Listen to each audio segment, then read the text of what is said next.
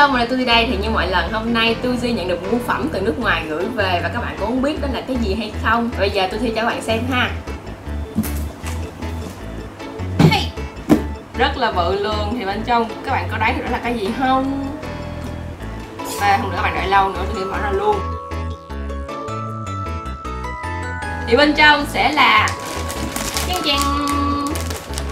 thì xin giới thiệu các bạn, thì đây lại là một loại mì cay mới của mì cay Sam Giang, là mì gà cay tương đen. Đợt này thì bao bì màu xanh lá chuối, rất đông lá mạ, rất là mát mắt.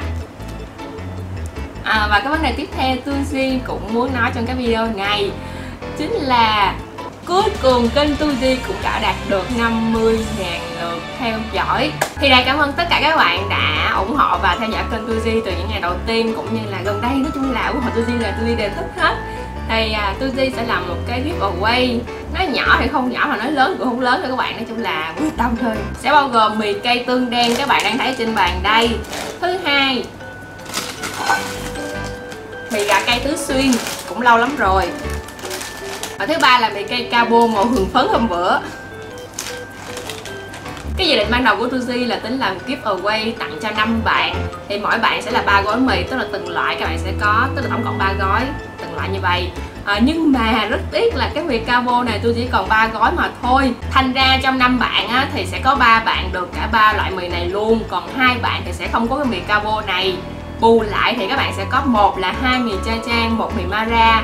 2 là các bạn sẽ được 2 mì Mara và 1 mì Cha Trang. Tuy nhiên thì đây mới chỉ là dự định của Tuzi mà thôi. Vậy thì các bạn sẽ cần giúp Tuzi cái gì để Tuzi có động lực làm cái giveaway này đây? Thì khi cái video giới thiệu về mì gà cay tương đen này ra lò thì các bạn hãy xem thật nhiều và giới thiệu cho bạn bè của mình nữa.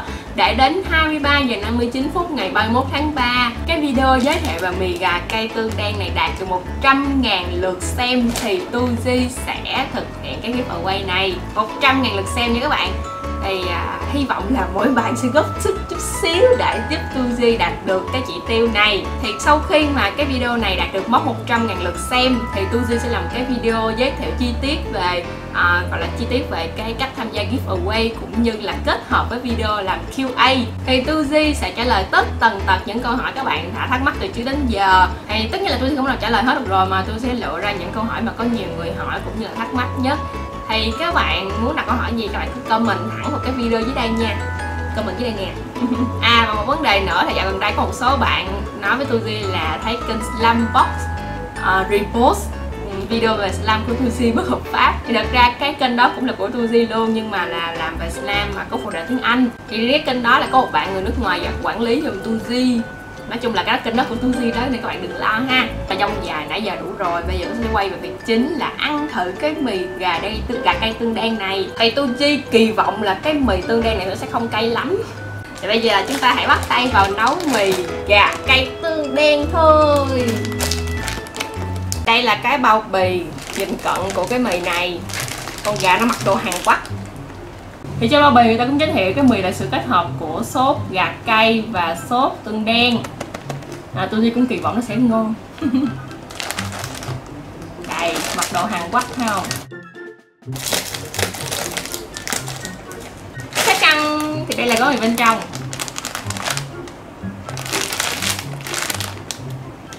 Tôi sẽ cắt ra cho các bạn xem bên trong có những cái gì ha.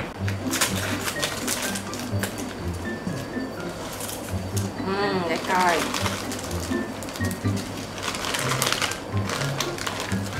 Có bát mì, gói sốt huyền thoại với lại gói rau. Mình không cay người ta. Đừng cay quá nha. Chắc là thêm cái sốt Cha Trang nó sẽ không cay lắm đâu, thêm cái sốt tương đen á. Nước đã sôi. Giờ tôi đi cho mì vào.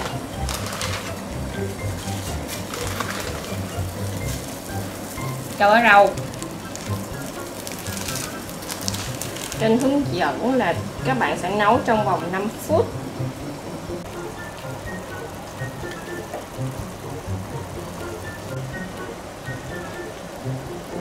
Qua 5 phút, bây giờ tôi sẽ tắt bếp. Lấy mì ra.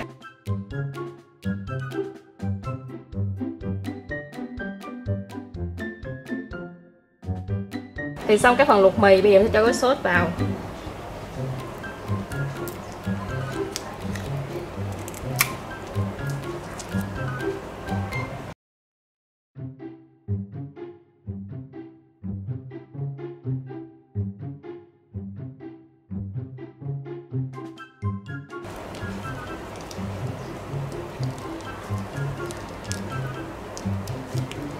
Đây là sốt tương đen cho nó có màu đen đen.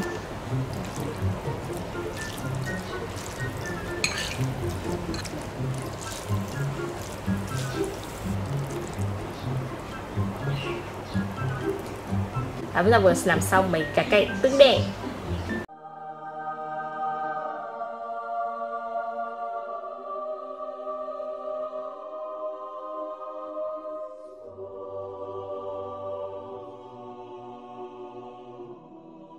Ten ten thì tư duy của nó xong mì gà cây tương đen. Cái mùi vẫn là cái mùi cây dội bạc đạn. Không có mùi cũng bị mì tương đen xíu nào luôn các bạn. Kinh dị. Đây lần này ăn chung với lại mì cây tôi sẽ uống sữa. Thì đến cũng phải đến, chúng ta sẽ ăn thử đây.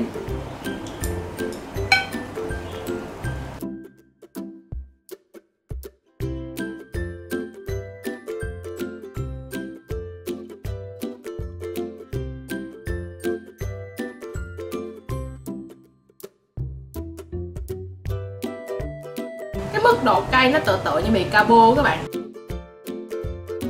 Thì nóng rồi đổ mồ hôi rồi ăn mì này vô đổ mồ hôi ác nữa.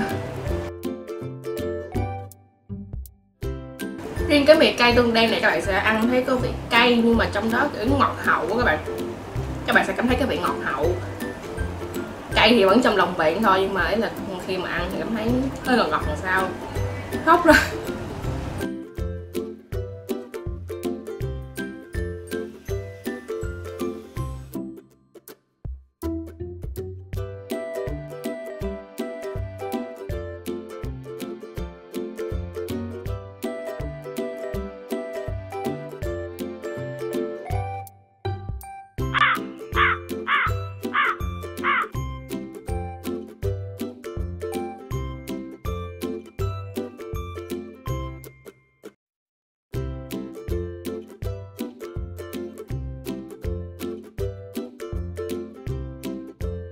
Đây sẽ là gấp cuối cùng.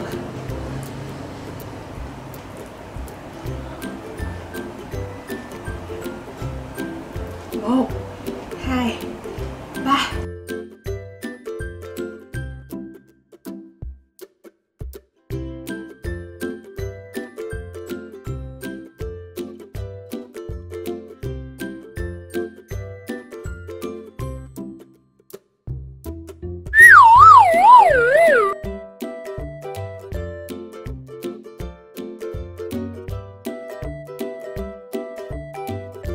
Và đây là những set sau cùng của Tuzi.